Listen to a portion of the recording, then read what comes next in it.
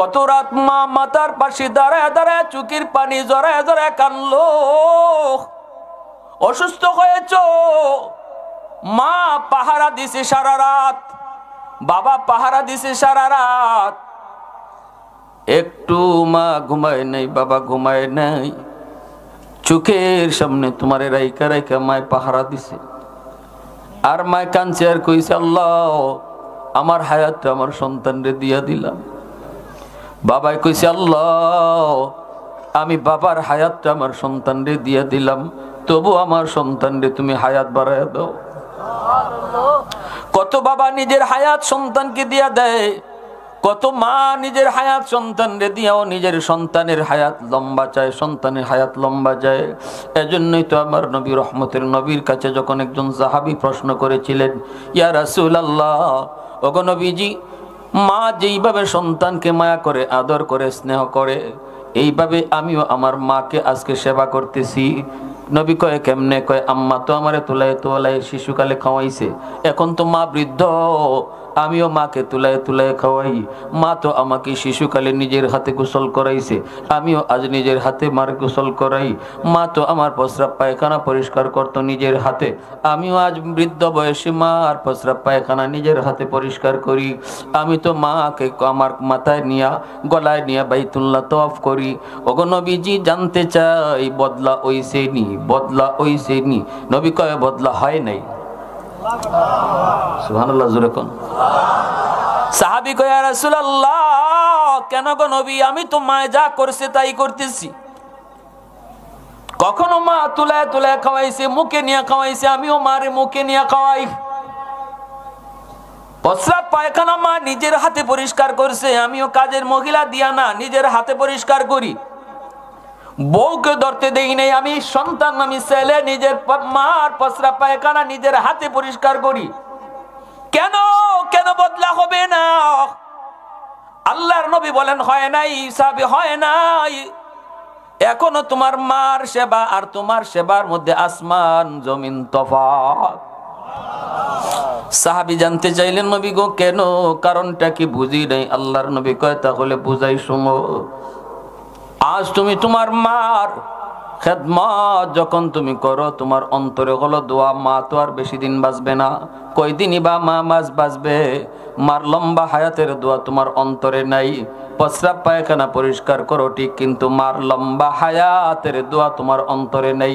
কিন্তু শিশুকালে তোমার পায়খানা মায় যখন পরিষ্কার করতো, তখন অন্তরে দোয়া রাখতো, আল্লাহ আমার সন্তানরে তুমি লম্বা হায়াত দিও। সুবহানাল্লাহ। তুমি তো এখন এই চিন্তা করো, কষ্ট আর কয়দিন, মা আর কয়দিন বা বাঁচবে, কয়দিন বা বাঁচবে, এই চিন্তাটা তোমার মাথায় থাকে। বৃদ্ধ হয়ে গেছে, এই কষ্ট যদি করিও আর কয়দিন করবো। কিন্তু মা যখন তোমার এই কষ্টটা করতো, তখন কইতো, আল্লাহ আমার মানিকরে তুমি লম্বা হায়াত দিও, ওলি বানাইও, বাদশা বানাইও, এরকম বড় বড় দোয়া করতো। সুবহানাল্লাহ। এজন্য আল্লাহ নবী কই, যুবক, এক নাম্বার কাজ হলো মার জন্য বাবার জন্য দোয়া। আল্লাহ পাক রব্বুল আলামিন কয়, শিশুকালে মা বাবায় তোমার জন্য কি করছে না করছে তুমি আজকে বড় হয়ে ভুলে গেছো, কিন্তু আমি আল্লাহ বলি নাই রে বান্দা, আমি আল্লাহ বলি নাই। এজন্য যখনই মার জন্য বাবার জন্য দোয়া করবে, শিশুকালের কথাটা দোয়ার মধ্যে উল্লেখ কইরো, কামা রব্বায়ানি সগীরা, এই কথাটা আল্লাহ শিখাইয়া দিছে। ওই দিনও পত্রিকার ভিতরে একটা ঘটনা পড়লাম, একটা শিশু বাচ্চা, একটা সন্তান তার মায়ের ঘটনা লিখতে যায়, লিখছে, সে বলতেছে, আমি যখন একটু বুঝ হলো, দেখলাম আমার মার একটা চোখ নাই, আমার মার একটা চোখ নাই, আমার আব্বা দুনিয়াতে নাই, মা আমাকে কষ্ট করে করে লালন পালন করে, কষ্ট করে করে মা আমাকে পড়ালেখা করায়, আমাকে প্রাইমারিতে মা ভর্তি করে দিল 1-এ, আমি 1 থেকে 2-তে যাই, মা স্কুলে যাই আমার জন্য দাঁড়ায় থাকতো, অপেক্ষা করতো, মা আমাকে স্কুলে নিয়ে যাইতো, স্কুল থেকে নিয়ে আসতো। আমার ক্লাসমেটেরা বলতো, তোর মার একটা চোখ নাই, দেখলে ভয় লাগে, দেখলে বড় ভয় লাগে, দেখলে বড় ভয় লাগে, কেন এমন করে, কেন কই স্কুলে আইতো না, কই স্কুলে আইতো না। কিন্তু না না, মা আমাকে দেখতে যায়, প্রাইমারিতেও দেখলো, হাই স্কুলেও মা দেখতে যায়। এইভাবে মাকে যতই নিষেধ করি, মা কয়, না রে বাজান আমি পারি না। বাজান আমি পারি না, সারাদিন তোমাকে না দেখলে আমি মা থাকতে পারি না, কারণ দুনিয়াতে আমার আর তো কেউ নেই। বাজান সারাদিন আমি না দেখে থাকতে পারি না। আমি কলেজে গেলাম, ভার্সিটিতে গেলাম, এরপরে আমি সুন্দরী মেয়ের সাথে একটা ভালোবাসায় জড়ায় তার সে বিয়ে করে ফেললাম। ঢাকা শহরেই থাকতে শুরু করলাম, মাকে ভুলে গেলাম। সমাজে এমন বহু কুলাঙ্গার সন্তান আছে, শহরে থাকে, গ্রামের মার বাবার খবর নেয় না। আজ সে এমন হয়ে গেছে, মার খবর নাই। গরিব মা, গরিব বাবা, কত আশা করে সন্তানকে লেখাপড়া করাইলো, আজকে লেখাপড়া কইরা শহরে বউ নিয়া বাচ্চা নিয়া তাকে, মার খবর নেয় না, বাবার খবর নেয় না। এইদিকে দক্ষিণী মা, সন্তান মাকে বললো, মা কোনোদিন সন্তান বলতে পারে না রে। রাতের বেলা ঘুমাইতে গেলে শিশুকালের স্মৃতি মার চোখের সামনে ভাসে, মায় কান্দে, বাবায় কান্দে। ওই যুবক শহরে থাকে, আর এইদিকে তার মা কষ্ট পায়, ছেলে আসে না, একবারও মার খবর নেয় না। মানুষের কাছ থেকে খবর নিয়া ঠিকানা লইয়া মা চলে গেল ঢাকা শহরে। গিয়া সন্তানের বাসার সামনে যে মায় নক করছে, সন্তান দরজা খুইলে দেখে মা। তখন মারে দেইকে তার মেজাজ আরো গরম হয়ে গেছে, বলতেছে, মা তুমি কেন আইছো? তোমার একটা চোখ নাই, দেখলে বড় ভয় লাগে, বিশাল গর্ত, ভয় লাগে। স্কুল জমানায় তোমারে কইছি, কোনোদিন তুমি কথা মানো নাই। আজকে বিয়ে করে বউ নিয়ে সুন্দর সংসার শুরু করলাম, আমার বউ যদি তোমার এই চোখটা দেখে, সেও তো ভয় পাবে।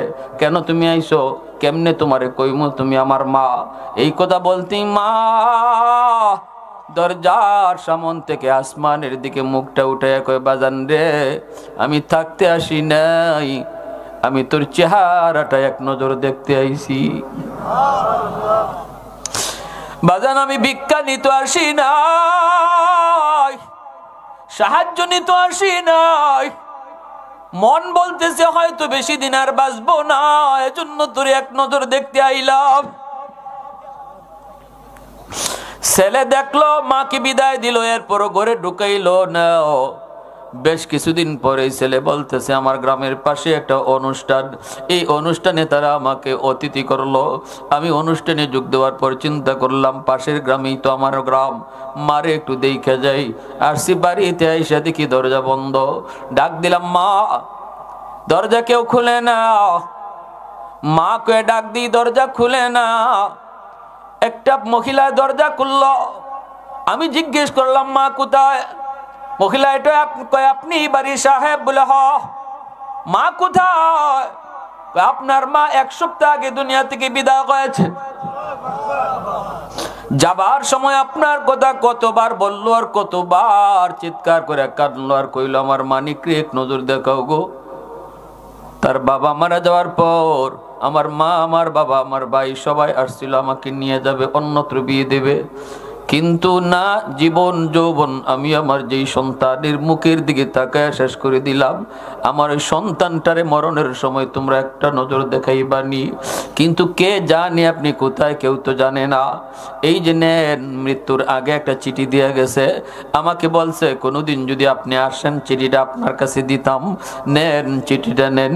ছেলে বলতেছে, চিঠিটা হাতে নিয়ে চিঠিটা খুললাম, খুইলা দেখি মার হাতের লেখা।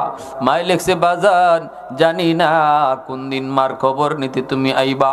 বাজান রে, মার একটা চোখ নাই, বিশাল গর্ত, দেখলে তুই ভয় পাইতি, কিন্তু কোনোদিন মারে জিগাও নাই, মাগো তোমার চোখটা কি হলো, কেমনে কি হলো, একদিনও জিগাও নাই। আমি মাও নিজের থেকে বলি নাই, আজকে মরণের আগে চিঠির মাধ্যমে লিখে গেলাম চোখটা আমার কি হয়েছে। শিশুকালে তোমার টাইফয়েড জ্বর হয়েছিল, একটা চোখ তোমার নষ্ট হয়ে গেছে, ডাক্তার বলছিল এই জায়গায় আর একটা চোখ যদি বসানো না হয় তোমার দুটো চোখ নষ্ট হয়ে যাবে। আমি ডাক্তারকে বলেছিলাম, ডাক্তার আমার চোখটা নিয়ে যাও। মা কত রাত না খায়া ঘুমাইছে, কত দেখেছি না খায়া মা আমাদেরকে বলছে আমি খাইছি তোমরা খাও। ভালো একটা কাপড় মাকে কিনে দিতে পারি নাই, বাবাকে ভালো একটা লুঙ্গি কিনে দিতে পারি নাই। চোখের সামনে দেখেছি মা কষ্ট পেয়ে পেয়ে আজ দুনিয়া থেকে কবরে শায়িত, বাবা কষ্ট করে করে কবরে শায়িত, ভালো একটা চিকিৎসা করাইতে পারি নাই গো নবী। আজ আল্লাহ আমাকে অনেক সম্পদের মালিক বানাইছেন, টাকা পয়সার কোনো অভাব নাই, কিন্তু আমি মার খেদমত করব কি কইরা? সুযোগ তো আল্লাহ কেড়ে নিয়েছেন। আজ যদি আমার মা দুনিয়ায় জীবিত থাকতো, আজ যদি আমার আম্মা দুনিয়ায় থাকতো, আজ যদি আমার আব্বু দুনিয়াতে থাকতেন, তাহলে মন যা চায় তাদেরকে তাই খাওয়াইতে পারতাম, তাদেরকে তাই আমি পরাইতে পারতাম, যেমন কাপড় চায় তেমন মাকে কিনে দিতে পারতাম। মা না খেয়ে খেয়ে দুনিয়া থেকে গেল, বাবা চিকিৎসার অভাবে দুনিয়া থেকে বিদায় হলো। ওগো নবীজি, এখন আমি টাকা দিয়ে কি করব? সময় মতো আমার টাকা ধরা তো দেয় নাই, এখন আমি পয়সা দিয়ে কি করব? কার খেদমত করব? রাতে ঘুমাইতে গেলে আমি ঘুমাইতে পারি না, মার চোখের পানি আমার চোখের সামনে ভেসে উঠে, মার কষ্টের কাহিনী আমার চোখের সামনে ভেসে উঠে গো নবী, ঘুমাইতে পারি না। বালিশ বানাইতে পারি টাকার, তুষক বানাইতে পারি টাকার, কিন্তু হবে কি এই টাকা দিয়ে আমি করব কি? ওগো নবীজি, আমি আপনার কাছে এসেছি। আমার মা আমার বাবা যদিও কবরে তারা শায়িত, তাদের জন্য আমি কিছু করতে পারিনি, তাদের জন্য আমি খেদমত পাঠাইতে পারবো কিনা, তাদের কোনো খেদমত করার সুযোগ আমার আছে কিনা, একটু আপনি বলেন, আমার মনকে আপনি শান্ত করেন। রহমতের নবীর সামনে যখন যুবক চোখের পানি ধরে কান্দে, তখন নবীজিও চোখের পানি ফেলায় কান্দেন, কারণ তিনি তো রহমতের নবী। কারো দুঃখে নবী নিজেও কান্না শুরু করতেন। জন্মের আগেই নবী বাবা হারাইলেন। আব্বু ডাকের ভিতরে কত মজা, বাবা ডাকের ভিতরে কত স্বাদ। এরে যুবক, আমার আপনার নবী তা কোনোদিন বুঝেন নাই। আব্বা ডাকের ভিতরে কত মজা, নবী সেটা জীবনে বুঝেন নাই। এজন্য বাবার কথা যখন, মায়ের কথা যখন কেউ তুলতো, নবীজির চোখ থেকে দর দর করে পানি পড়তো। নবী বলতেছে, যুবক, এখনো তোমার মা বাবার খেদমত করার সুযোগ আছে। আল্লাহু আকবার জোরে বলে। যদিও তোমার মা, তোমার বাবা, তোমার দাদা, তোমার দাদি, তোমার ভাই, তোমার বোন আজকে কবরে শায়িত, তবু তাদের জন্য মনে রেখো, যৌবন কালটা আল্লাহর কাছে বড় দামি। এই যৌবনে একজন যুবক ইবাদত কইরা আল্লাহর ওলি হয়ে যায়।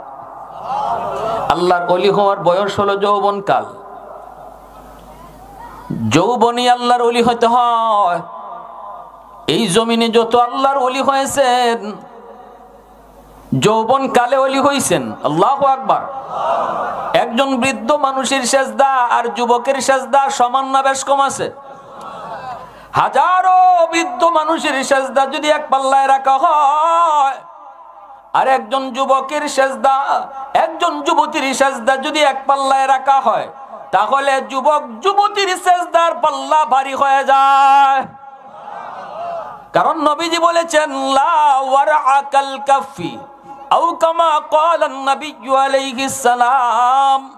নবীজি বলেন, জাননি, সুযোগ ছিল যার গুনাহ করার, শক্তি ছিল যার গুনাহ করার, শারীরিক ক্ষমতা আছে গুনাহ করার, সুযোগও ছিল তার গুনাহ করার, কেউ দেখতো না, কেউ কিছু বলতো না, কেউ কিছু টেরো পাইতো না, এরপরও যে আল্লাহর ভয়ে গুনাহ করে না, নবীজি বলেন সেই হলো তোমাদের ভিতরে আল্লাহর ওলি। বৃদ্ধ মানুষ, বুড়া মানুষ গুনাহ করার ইচ্ছা থাকলেও বয়সে সব গুনাহ করতে পারে না, ঠিক কিনা জোরে বলেন? বয়সের কারণে সব গুনাহ করতে পারে না। কিন্তু যুবক চাইলেই সে আজকে এইরকম এই জায়গায় সে গানেরও একটা আয়োজন করতে পারতো। এর যুবক, এজন্য মনে রাখো যৌবন কালটা আল্লাহর বড় দামি কাল। এই যৌবনের হিসাবটা আল্লাহ আলাদাভাবে নিবে। আন উমরিহি ফিমা আফনাহু ওয়া আন শাবাবিহি ফিমা আবলাহু। ও আমার মা বোনেরা, খেয়াল করে একটু মন দিয়ে শুনো, নবী বলেছেন সমস্ত জীবনের হিসাব তো আল্লাহ তোমার আমার কাছ থেকে নিবে, কিন্তু যেই বয়সটাতে তোমার গায়ে শক্তি ছিল, গুনাহ করার সুযোগ ছিল, গুনাহ করার ইচ্ছা চাহিদাও ছিল, এই বয়সটা তুমি কেমনে কাটাইছো, কেমনে তুমি পার করছো রে, এই হিসাবটা আল্লাহ আলাদাভাবে নিব। এই হিসাব বারবার না করি এরপর আবার কথা কইতেছো সামনে। আমার ওয়াজে ডং নাই, সং নাই, কিচ্ছু নাই, তোমরা মজাও পাইতাই না। যাও গা বাড়ি বাবা, যাও গা।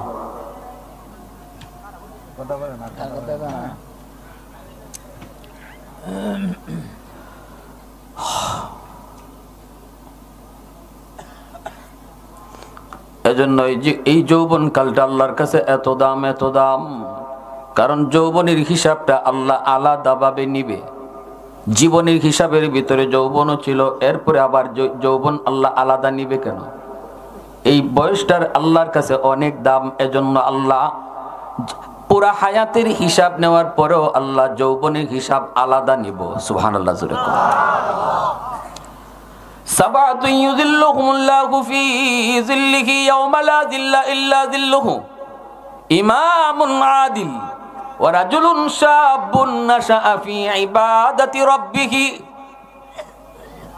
আল্লাহ নবী, রহমতের নবী বলেন, যেই 7 দল মানুষকে আল্লাহ পাক হাসরের ময়দানে আল্লাহর আরশের নিচে ছায়া দিবে, মেহমান বানায় রাখবে, এই 7 দলের ভিতরে এক দল হলো ওই যুবক যুবতী, যেই যুবক যুবতী যৌবনে আল্লাহরে ভয় কইরা চলতো, আল্লাহর কদমে সেজদা দিত, তাদেরকে আল্লাহ তার হাসরের মাঠে আরশের নিচে মেহমান বানায় রাখবে। আওয়াজ দিয়া কন্যা সুবহানাল্লাহ। প্রশংসা করব কার? আর একটু জোরে কন্যা কার?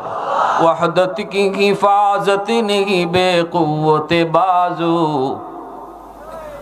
ওয়াহদত কি হিফাজত নেহি বেকুওতে বাজু, आती नहीं कुछ काम हक ले खुदा दाद, आती नहीं कुछ काम हक ले खुदा दाद। ऐ मर्द खुदा तुझको क़ुव्वत नहीं हासिल, जा बैठ किसी गार में अल्लाह को कर याद, ये सच है कि बातिल की तरफदार नहीं हम, गद्दार न समझो हमें गद्दार नहीं हम, फूलों की तो रहनरम मिजाज अपना है नजर, हम तीर नहीं नेज़ा व तलवार नहीं हम, हम तीर नहीं नेज़ा व तलवार नहीं हम। মুসলমানের আওয়াজে বলেন আল্লাহু আকবার। এ আমার ভাইরা, বন্ধুরা, যুবক, একটু দিলটা নরম করে কথাগুলি বুঝো। তোমার সেজদার উসিলায় আল্লাহ পাক এই জমিন টিকায় রাখছে। আল্লাহু আকবার জোরে বলো। ওই যুবক, যেই যুবক অন্তরের ভিতরে দুনিয়ার নাপাক প্রেম জন্ম দেয় না, অন্তরের ভিতরে আল্লাহর প্রেম জমায় নাই, যেই যুবক যৌবনে মসজিদে যায়, যেই যুবক যৌবনে মাথায় টুপি রাখে, যেই যুবক যৌবনে মুখে নবীর সুন্নাত দাঁড়িয়ে রাখে, যেই যুবক যৌবনে বাপমার সেবা করে, যেই যুবক যৌবনে বাপমারে মান্না চলে, যেই যুবক যৌবনে মুরব্বীদের সম্মান করে, যেই যুবক যৌবনে উলামায়ে কেরামকে তাজিম করে, যেই যুবক যৌবনে গান বাজনা শুনে না, যেই যুবক যৌবনে ওয়াজ মাহফিলের ধারে কাছে যায়, ওয়াজ মাহফিলের আয়োজন করে, যুবক কলিজার ভিতরে আল্লাহর প্রেম জমায় নেয়। আল্লাহ কয় লাউলা মাশাইখু রুক্কা ওয়াশ শাবাবু খুশা ওয়াল আতফালু রুদ্দা ওয়াল আনআমু রুদ্দা। আল্লাহ কয় যেই 4 দলের কারণে আমি জমিন টিকায় রাখছি, এর ভিতরে দ্বিতীয় দল হলো ওই যুবক। আল্লাহ পাক রব্বুল আলামিন ওই যুবকের দাম আল্লাহর কাছে এত বেশি। এমন একটা যুবক নবীর কাছে আইসা একটা বয়ান চাইলো, বয়ান ওয়াজ চাইলো। আল্লাহ নবী তার সামনে রেখে ওয়াজটা করলেন। নবী হলেন বক্তা, যুবক হলো শ্রোতা। বক্তা একজন, শ্রোতাও একজন। আল্লাহু আকবার। এত দামি একটা ওয়াজ আমার নবী করলেন, শ্রোতা কয়জন ছিল? জোরে বলেন কয়জন? একজনকে সামনে রেখে নবী ওয়াজটা করলেন। নবী এই কথা বলেন নাই চলো মসজিদে নববীতে যাই, আমার আরো সাহাবীরা আছে তাদের সামনে তোমাকে ওয়াজটা শোনাই। আল্লাহ নবী এই কথা বলেন নাই। যুবক আসছে নবীর কাছে, জানতে চেয়েছে, নবীজি একটা দামি ওয়াজ করে দিলেন, যেই ওয়াজের শ্রোতা আজকে কিয়ামত পর্যন্ত তাম দুনিয়ার কোটি কোটি মুসলমান। আল্লাহ নবী রহমতের নবী বলেন, এক নাম্বার হলো আসসালাতু লাহুমা। এক নাম্বার হলো নবী বলতেছেন, যুবক এক নাম্বার কাজ হলো বাপ মার জন্য তুমি বেশি বেশি দোয়া করবা। যেই দোয়াটা আল্লাহ কোরআনের মাধ্যমে শিখাইছেন, দোয়াটা আল্লাহ কোরআনের মাধ্যমে আল্লাহ নিজে শিখাইছেন, রব্বির হামহুমা কামা রব্বায়ানি সগীরা। আমার সাথে সবাই পড়েন, রব্বির হামহুমা কামা রব্বায়ানি সগীরা। আল্লাহ তুমি আমার আব্বা আমার বাবা আমার উপর রহম করছে। কি দোয়াটা আল্লাহ শিখাইছে, দোয়াটা শিখাইছেন কে? কবুল করবে কেটা? যিনি কবুল করবে ইনি যদি দোয়া শিখাইয়া দেয় তাহলে বোঝা গেল এবার দোয়া করলে 100% কবুল। ফ্যাক্টরি মালিক যদি কয় সবাই আসছো চাকরির লাগি, নিমু আমি একজন, আর এর ভিতর থেকে ফ্যাক্টরি মালিকে একজনকে যদি নিজেই দরখাস্ত লিখে দেয় তো বোঝা গেল আর কেউ চাকরি হইতো না, হেডটা হইব, ঠিক না? যে চাকরি দিব এই বেটাই যদি নিজেই দরখাস্ত লিখে দেয়া দেয় আর বাকিরা এখানে থেকে কি হইতো?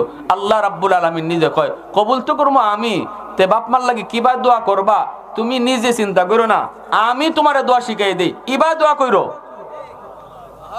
সুবহানাল্লাহ, জোরে কোন।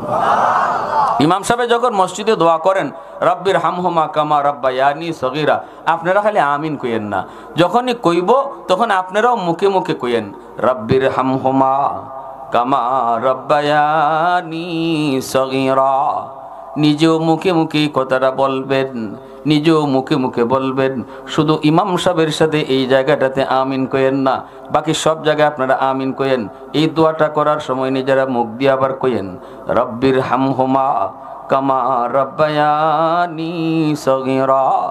ও ভাইরা বন্ধুরা, কেন আল্লাহ পাক এই কথা বলছেন? আল্লাহ বলে, বান্দারে শিশুকালের চোখটা দিয়া তোমার চোখ বাঁচাইছি। আল্লাহু আকবার, জোরে কোন। এই কথা বলার পর এই চিঠি পইরা যুবক অজ্ঞান হইয়া মাটিতে পইরা মা মা কইয়া কান্দে। যুবক রে, সময় গেলে মা মা কইয়া কান্দেও কোনো লাভ হবে না। তোমার জীবনের সফলতা এই যে বাতি লাগানো, লাইট জ্বলবে না যদি পাওয়ার হাউস থেকে লাইন ওকে না করো। তোমার আমার জিন্দেগির ভিতরে আল্লাহ পাক এমন কিছু লাইট লাগাইয়া দিছে, জ্বালায় দেয় নাই। জ্বালানোর জন্য আল্লাহ কইছে পাওয়ার হাউস থেকে লাইন ওকে করো। পাওয়ার হাউস হলো তোমার জীবনে মা বাবা। ওই বাপ মা থেকে যদি দোয়া রাখো, দোয়া জারি রাখো, আল্লাহ তোমার জিন্দেগির বাতি আল্লাহ জ্বালায় দিবে। ব্যবসায় সফলতা পাইবা, চাকুরিতে তুমি সফলতা পাইবা, লেখাপড়ায় তুমি বরকত পাইবা, দুনিয়ার জীবনে শান্তি পাইবা, হায়াতের ভিতরে আল্লাহ দাওয়াতুল মাজলুম ওয়া দাওয়াতুল মুসাফির ওয়া দাওয়াতুল ওয়ালিদি আলা ওয়ালাদিহি। মাজলুমের দোয়া বদদোয়া আল্লাহর দরবারে সরাসরি কবুল। এজন্য সমাজের মধ্যে যেই মানুষগুলা দুর্বল, এদের উপরে কখনো জুলুম কইরো না, এদের উপরে কখনো জুলুম কইরো না। তোমার ঘরে তোমার বউ হলো তোমার কাছে সবচেয়ে বেশি দুর্বল, কারণ আল্লাহর বান্দি মা বাবা ভাই বোন সবার মহব্বত পাইয়া যেই বাড়িতে বড় হয়েছে ওই বাড়িটাকে জীবনের জন্য পর বানায়া, স্বামী তোমার হাত ধইরা অচেনা অজানা মানুষগুলাকে আপন বানাইয়া জীবনের জন্য বাপ মারে পর বানাইয়া চইলা আসছে। স্বামী তোমার গরিশ, তোমার বিবি আসছে, তোমার স্ত্রী, সাথে ভাই আসে নাই, বোন আসে নাই, রক্তের কেউ আসে নাই। এই ঘরের মধ্যে তোমার বিবি হলো দুর্বল, সবাই হলো তোমার লোক। যদি তোমার মুখ থেকে কোনো কথা এসে কষ্ট পায়, হাত দিয়া যদি তুমি তারে কোনো কষ্ট দাও, মনে রাখো সে যদি চোখের পানিটা ফালায়, আল্লাহর জমিন বরদাস্ত করে না। দুর্বলের পানির ফোঁটা জমিন সইতে পারে না, সাথে সাথে আল্লাহর আদালতের ফাইলে গিয়া জমা হয়ে যায়। বহু মহিলা আছে এমন, নতুন বউ, স্বামীর বাড়ির কষ্টের কথা মারে জানায় না, বাবারে জানায় না, কারণ মায়ে কষ্ট পাবে, বাবায় কষ্ট পাবে।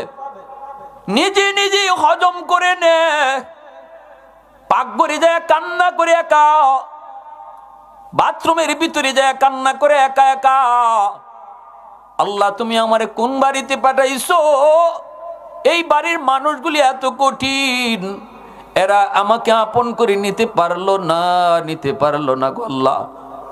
আল্লাহ আমাকে কোনো দাম দেয় না, স্বামী কোন স্বামীর হাতে তুমি আমারে দিছো একটু ভালোবাসা দেয় না। এই চোখের পানিটা ফুট যদি মাটিতে ফেলায় যুবক, মনে রেখো জিন্দেগির নামাজ রোজা হজ যাকাত লইও, আল্লাহর কাছে তুমি মুক্তি পাইবা না। যদি স্ত্রীর উপরে জুলুম করো আর সে যদি আল্লাহর আদালতে চোখের পানি ফালাইয়া মামলা দেয়, এজন্যই নবী বলেছে মজলুমের দোয়া বদদোয়া, সাবধান, দুর্বলের কাছ থেকে পারলে দোয়া নিও, কখনো বদদোয়া নিও না। এমন আচরণ কইরো না যে আচরণে দুর্বল কষ্ট পায়, কারণ তার মামলা আল্লাহর আদালতে ডাইরেক্ট হয়। ইত্তাকি দাওয়াতাল মাজলুম ফাইন্নাহু লাইসা বাইনাহা ওয়া বাইনাল্লাহি হিজাব। 2 নম্বরে নবী বলেন ওয়াল মুসাফির ওয়া দাওয়াতুল মুসাফির, মুসাফিরের দোয়া বদদোয়া এটাও আল্লাহর দরবারে সরাসরি কবুল হয়ে যায়। 3 নম্বরে নবী বলছেন বাপ মার দোয়া বদদোয়া এটাও কিন্তু আল্লাহর দরবারে সরাসরি কবুল হয়ে যায়। বাপ মা দোয়া করলো আল্লাহর দরবারে কবুল, বদদোয়া দিল কবুল। এই কথাটা আমি কইছি না নবী কইছেন? জোরে কও না আমি না নবী? নবীর কথার মধ্যে কোনো সন্দেহ আসেনি? আব্দুল কাদের জিলানী, মঈনুদ্দিন চিশতির মতো এত বড় বুজুর্গ যদি তোমার বাড়িতে দাওয়াত করে খাওয়াও, এরা যদি তোমার জন্য হাত উঠায়, হাজারো আব্দুল কাদের জিলানী হাত উঠাইলো, দোয়া কবুল হবে কি হবে না কোনো গ্যারান্টি নাই। কিন্তু রহমতের নবী বলেছেন মা যদি হাত উঠায়, বাবা যদি হাত উঠায়, এই দোয়া কবুল হবে, গ্যারান্টি আছে। এজন্য বলি একটু দিলটা নরম করে কথাগুলি বুঝো। আমার নবী রহমতের নবী, মায়ার নবী ওই যুবককে বলতেছেন, যুবক মার জন্য বাবার জন্য মুর্তেকানের জন্য কিছু পাঠাইবা, এই দোয়াটা তুমি পড়ো। 2 নম্বরে নবী বলেন ওয়াল ইস্তিগফারু লাহুমা, তাদের জন্য তুমি দান সদকা কইরো, তাদের জন্য তুমি কিছু খরচ কইরো, তাদের জন্য দোয়ার আয়োজন কইরো। এই যে আমার মা বোনেরা আজকে মাহফিলের আয়োজনটা করছে, নবী কয় যদি মুর্তেকানের জন্য তুমি এরকম কিছু খরচ করো, এই সবটুকু আল্লাহ পাক সাথে সাথে মুর্তেকানের কবরে আল্লাহ পৌঁছায় দেয়। 3 নম্বরে নবী কয় ইনফাজু আহদিহিমা মিন বাদিহিমা, সাথে সাথে আল্লাহ পৌঁছায়। একটা ঘটনা কই, জুনাইদ বাগদাদি নাম শুনছেন না আপনারা? বহুত বড় আল্লাহর ওলি। অসুবিধা হইতেছে আপনাদের? ভাই কার কার মনোযোগ আছে একটু হাত তুলে আল্লাহরে দেখান। আল্লাহ তুমি কবুল করো, সবাই বলি আমিন। ঘুমাইছেন, স্বপ্নে দেখেন একজন মানুষ জাহান্নামী চেহারার কান্না করতেছে হুজুরের কাছে আইসা। জুনাইদ বাগদাদি বলেন ভাই তুমি কে? কয় হুজুর আমি একজন জাহান্নামের আসামি, কবরে আযাবের ভিতরে আছি, কিন্তু আমার বাড়ি আপনার বাড়ির কাছেই। কোন বাড়ি? অমুক বাড়ি। হুজুর আমি আপনার কাছে একটু সাহায্যের জন্য আসছি। কি সাহায্য? আল্লাহ আমাকে বলছে যদি আমার মেয়েটা আমার জন্য একটু দান সদকা করে, একটু দোয়া করায়, তাহলে আল্লাহ ওই মেয়ের দোয়ার উসিলায় কবরের আযাবটা মাফ করে দিবে। দুনিয়াতে আমার কোনো সন্তান নাই, আছে শুধু একটা মেয়ে সন্তান। এই মেয়েটাকে আমি দিন শিখায় আসি নাই, এই মেয়েটারে আমি কোরআন শিখাই নেই, আল্লাহর পরিচয় শিখাই নেই। এটা আমার মস্ত বড় ভুল। বাপ মা মনে রাখবা, সন্তান কিন্তু বাপ মার কাছে বহুত বড় আমানত। এটা খেলা না, এটা ডগ না। সন্তানকে যেভাবে আমি খুশি বড় করব, যা খুশি আমি পড়াবো, অসম্ভব এটা হবেই না। কারণ সন্তান আমার কাছে আমানত, মালিক হলেন আল্লাহ। এই সন্তানকে আমি কি পড়াবো, কি শিখাবো, কি দেখাবো, কি বুঝাবো, এটা সব কিছু আল্লাহর মর্জি মতো হতে হবে, তাহলে আমানতদারি রক্ষা হবে। আর নতুবা খিয়ানতকারী হিসাবে কাঠগড়ায় দাঁড়াইতে হবে আল্লাহর আদালতে। সন্তানই মামলা দিয়া বসবে, আল্লাহ আজ আমি জাহান্নামী হওয়ার পিছনে আমার বাপ মা এক নম্বরে দেই। আমার বাপ মা আমারে কি শিখাইছে জিগান, কি দেখাইছে জিগান। ঘরের ভিতরে আমি নামাজ পড়ার দৃশ্য দেখার কথা, আমি দেখছি মা টেলিভিশন দেখে। ঘরের ভিতরে কোরআন তেলাওয়াতের আওয়াজ আমার কানে আসার কথা, আমি শুনছি আমার মা গান শুনে, আমার বাবা গান শুনে, গানের আওয়াজ কানে আসছে, যার কারণে আমার বুজুর্গি নষ্ট হয়েছে। আমি যে তোমারে চিন্না দুনিয়াতে ইসলাম এটা বাতিল হয়েছে, নষ্ট করছে, আমার বাপ মারে ডাকো। ওই লোকটায় কয়, হুজুর একটু দয়া কইরা যদি আমার মেয়েটাকে আপনি বলতেন। জুনাইদ বাগদাদি ঘুম থেকে ওইটা মেয়েটার ঠিকানা লইয়া তিনি মেয়েটার খুঁজে বের হয়ে গেলেন। মানুষদেরকে জিজ্ঞেস করেন, মানুষেরা কয় হুজুর এই মেয়ের কাছে যাইয়েন না, মেয়ে ভালো না, চরিত্র খারাপ। আল্লাহর ওলি কয়, বাবা চরিত্র ভালো না খারাপ সেটা আমার দেখার বিষয় না, আমি একটা জরুরি খবর নিয়ে তার কাছে যেতে হবে, বলো তোমরা কোথায় গেলে পাবো। মানুষেরা কয় হুজুর নদীর ঘাটে গোসল করে আপনি সেখানে গেলে পাবেন। জুনাইদ বাগদাদি তিনি এখানে আসলেন, দাঁড়ায় রইলেন। মেয়েটা ওইটা কয়, মৌলবী আপনি আবার কি চান? ইনি বলতেছে, মাঝে মাগো কিছু চাই না, একটা খবর নিয়ে আইছি। কি? কয় বাবার খবর। কয় আমার আব্বার আবার খবর কিসের? বাবা তো কত আগেই মইরা একদম কবরে পৌঁছে গেল। কবরের কথা তার দিলের ভিতরে ব্যথা লাগে না, ভয় লাগে না। মহিলা গুনাহ করতে করতে, মেয়েটা গুনাহ করতে করতে কলিজা তার শক্ত হয়ে গেছে, এজন্য কবরস্থান দেখলেও তার বেশি একটা ভয় লাগে না, বরং ঠাট্টা করে মহিলায় কয়, হুজুর বাবার কথা কইয়া কোনো লাভ নাই। কি কথা? এরপর কোন শুনি। কয় তোমার বাবা কবরের ভিতরে আযাবে আছে, স্বপ্নে আমারে দেখাইছে। আল্লাহ নাকি তারে বলছেন তুমি যদি তার জন্য একটু দোয়ার আয়োজন করো অথবা কিছু সদকা করো, আল্লাহ এই উসিলায় তারে মাফ করে দিবে। সন্তানের কোন দান, সন্তানের কোন কিছু বাপ মার জন্য আল্লাহ পাক নগদ কবুল করে নেয়। এ যুবক, আজ আমি যদি আমার বাপ মার নামে দান করি, আগামীকাল আমার সন্তানও আমার নামে দান করব। ঠিক কিনা জোরে বলেন? সন্তানকে দান করা শিখায়া যাও, সন্তানকে নামাজ পড়া দেখায়া যাও, সন্তানকে কোরআন তেলাওয়াত শিখায়া যাও। নেক কাজ সন্তানকে তুমি নিজের হাতে শিখাও। মসজিদে যাও, সেখানে নিজে দান কইরো না, সন্তান সাথে থাকলে সন্তানের হাত দিয়া টাকাটা দেওয়াও। এই করলে পরে সন্তান দান করা শিখবে। সালাম করা তুমি নিজে শিখাও, সন্তানকে আগে নিজে সালাম দাও, আসসালামু আলাইকুম ওয়া রাহমাতুল্লাহ। সন্তান সালাম করা শিখুক, এটা হলো বাপ মার জিম্মাদারি। বাপ মা হলো তার প্রথম শিক্ষক, ঘর হলো তার প্রথম বিদ্যালয়। এজন্য বাপ মার কাছ থেকে যা শিখে মরণ পর্যন্ত সেটা থাকে। ঘরের ভিতরে সন্তান যা দেখে মরণ পর্যন্ত এটা আসর করে। সালাম করা শিখাও, এটা বাপ মার জিম্মাদারি। ডান হাতে খানা খাইতে হয়, বিসমিল্লাহ কয়া খানা শুরু করতে হয়। আল্লাহ খুশি হয়, বাচ্চায় কইব আম্মু আল্লাহ খুশি হইলে কি হয়? বলে আল্লাহ তোমার জান্নাত দিব। ছোট বাচ্চা বুঝে না, কইব জান্নাত কারে কয়? বাচ্চারা শুধু প্রশ্ন করে, তুমি দুই কথায় বুঝাইয়া দাও, জান্নাত হলো সুখ শান্তির জায়গা। এইভাবে করলে আল্লাহ নারাজ হয়। আল্লাহ নারাজ হলে কি হয়? জাহান্নামে যেতে হয়। জাহান্নামে কাকে বলে? কয় আযাব গজবের জায়গা। এই কথা